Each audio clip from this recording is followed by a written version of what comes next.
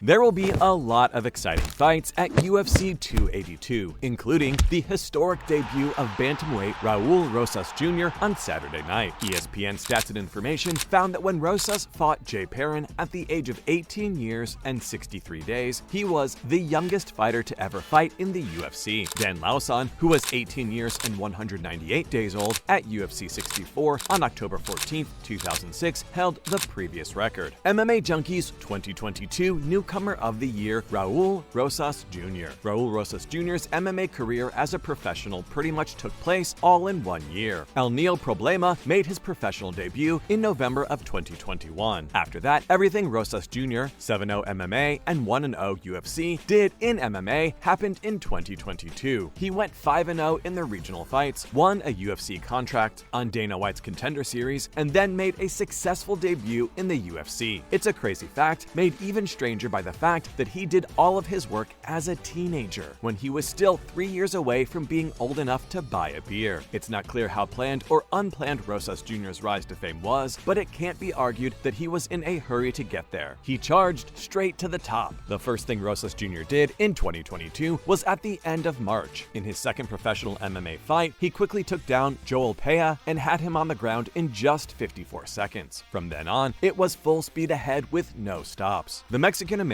fought once a month until the UFC asked him to join their team. Rosas Jr. competed at the Ultimate Warrior Challenge in Mexico in April, May, and June. He beat every opponent that was put in front of him. Rosas Jr. got the chance to fight for a UFC contract at Dana White's Contender Series in September. He had won all 5 of his fights, giving him a record of 5-0. The Nevada Athletic Commission was unsure about regulating a fight between a 17-year-old and Rosas Jr., but after some thought, Rosas Jr. was given the permission to fight. That night, at the UFC Apex, Rosas Jr. made sure the NAC didn't regret its exemption. He won by unanimous decision because he beat Nando Gutierrez, who was 25 years old. And with that, Rosas Jr. became the youngest fighter to join the UFC. He was only 17 years old. Rosas Jr. would turn 18 in October and walk into the octagon 2 months later, in December. Rosas Jr. made his UFC debut at the T-Mobile Arena in Las Vegas, while El Mariachi Loco was playing. He wore a sombrero and slapped the fans' hands as El Mariachi Loco played. Rosas Jr. did what he does best, as he said he would. He took down Jay Perrin, got his back, and choked him out with a rear naked choke, making history again, but this time as the UFC's youngest winner. It was a great thing to see. Rosas Jr.'s arrival can't be left out of a list of the most important and interesting things that happened in MMA in 2022. This talented prospect took the MMA world by storm and quickly became a well-known name among MMA fans. He would be in the news a lot more in the future. Rosas Jr.'s story is unlike anything else, which is why MMA Junkie chose him as the 2022 Newcomer of the Year award. The kid has already begun setting records. Raul Rosas Jr., who is only 18, is the UFC's youngest winner after he puts Jay Perrin to sleep. In his first UFC fight, Raul Rosas Jr. lived up to the hype. He quickly finished Jay Perrin at UFC 282. He did this by putting Perrin in a rear naked choke at the 244 mark of round 1. After that, the crowd at T-Mobile Arena in Las Vegas, which was mostly made up of Rosas fans, went crazy. Perrin started off with a good left hook and a jab, but it didn't take Rosas long to settle in and take the fight to the ground. Rosas quickly got on Perrin's back, flattened him out, and then got his hooks in to win the fight in the first round. After his historic win, Rosas got the mic with Joe Rogan and asked UFC President Dana White for a $50,000 bonus, saying again that he would be the UFC's youngest champion. "I need that 50 G's so I can buy my mom a minivan so she can drive me to the UFC Performance Institute." "Woo," Rosas said. "Right now, tonight, I just wanted to introduce myself because I'm coming for that belt." Woo! Lost to 18-year-old Raul Rosas Jr. makes UFC fighter break down inside octagon. At UFC 282, Raul Rosas Jr. won a spectacular first-round finish against Jay Perrin, giving Perrin his 3rd straight loss in the promotion. After the fight, the 29-year-old had trouble keeping his emotions in check and could be heard talking in a sad tone. He had just lost to an 18-year-old who was making his first fight. A recent video showed a sad Perrin walking over to his coach and what seemed to be a retirement announcement from the octagon. The camera in the octagon caught the Joker saying that he was the best and made a fool of himself, and also said, "I guess that's it for me. I looked like a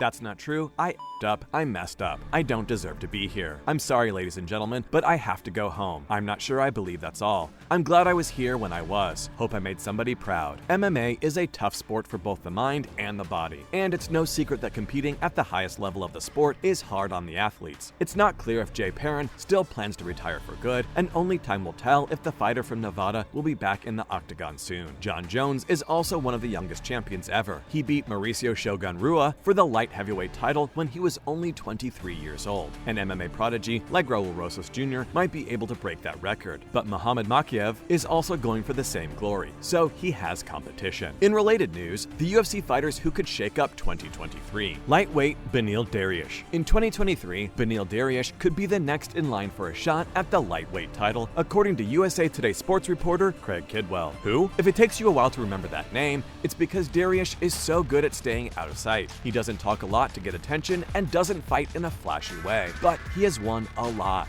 8 times in a row. The last 2 of these wins came against Tony Ferguson, who is always a strong contender, and Mateusz Gamrot, who was a rising prospect last October. This second win came at a UFC event where Islam Makhachev fought for the then open lightweight title. At the time, Dariush was ranked lower than Makhachev in many legitimate rankings. Makhachev definitely proved his worth that night, and he will defend his new belt in a super fight with featherweight champ Alexander Volkanovski next month. But Dariush should be next if only the radar can pick up on him. Men's bantamweight Merab Dvalishvili. If the bantamweight title changes hands this year, Merab Dvalishvili could be in the running for it. He's not the 135-pounder who everyone is talking about. Sean O'Malley has been getting a lot of attention since he was on Dana White's Contender Series more than 5 years ago. All eyes are on Suga Sean now, and it's not just because he has a big mouth and rainbow hair. O'Malley had a fight in October that put him on the same level as the best bantamweights. Even those who didn't think O'Malley did well against Peter Yan can't deny that he fought like a title contender. So, why did I say that Dvalishvili is the one who messed up this division? Because O'Malley's success could give the machine a chance to do something. Even though he has won his last 8 fights, Dvalishvili said he will not fight the champion, Aljamain Sterling, who is his best friend and training partner. O'Malley could get a shot at the title, and if he were to beat Sterling, Dvalishvili would make sense as his first challenger. Also, if the UFC wants O'Malley to prove himself against another top contender first, Dvalishvili would be a good choice. Suga Sean might have a bad dream because of how much he fights. Welterweight Khamzat Chimaev. Easily, I think Chimaev is the most interesting and disruptive force in any division he competes in until I see proof to the contrary. This sounds like an exaggeration, but it's true. Nothing like Chimaev has ever happened in the history of the sport. Yes, we've seen quick rises to fame and dominating performances before their time, but Chimaev is different. Or at least, it doesn't feel the same. Maybe the best welterweight and middleweight fighters will be able to slow Chimaev's rise to fame, but for now, it seems like he is an unstoppable force. When you add his personality to the way he fights, he gets even more attention. Chimaev is like a freight train that can't be stopped until someone stops it. Heavyweight Jon Jones. He has never even competed in the big boy weight class, but Jones seems to have been a big deal there for years. After he won the title in 2011, he dominated the light heavyweight division